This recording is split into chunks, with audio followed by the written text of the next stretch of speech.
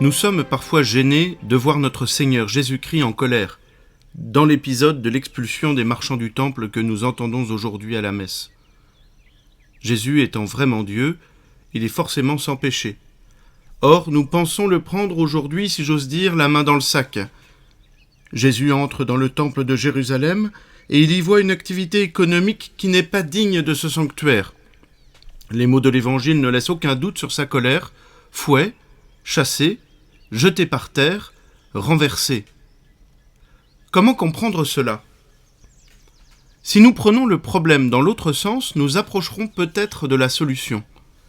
Jésus est sans péché, donc cette colère n'est pas un péché. Et c'est cela qu'il nous faut comprendre. Il y a des colères qui ne sont pas mauvaises, de saintes colères comme on dit parfois. La clé nous est donnée par le psaume cité par l'évangéliste lui-même. Ses disciples se rappelèrent qu'il est écrit « L'amour de ta maison fera mon tourment ». La colère de Jésus est une colère d'amour, un mouvement contre l'injustice qui installe des marchands et des changeurs dans la maison de son Père. Et l'on peut se souvenir, par exemple, de la colère de l'abbé Pierre devant le drame des sans-abri en 1954. C'est une colère par amour, non par orgueil ou par vengeance. Et l'évangile de ce jour nous invite à nous interroger.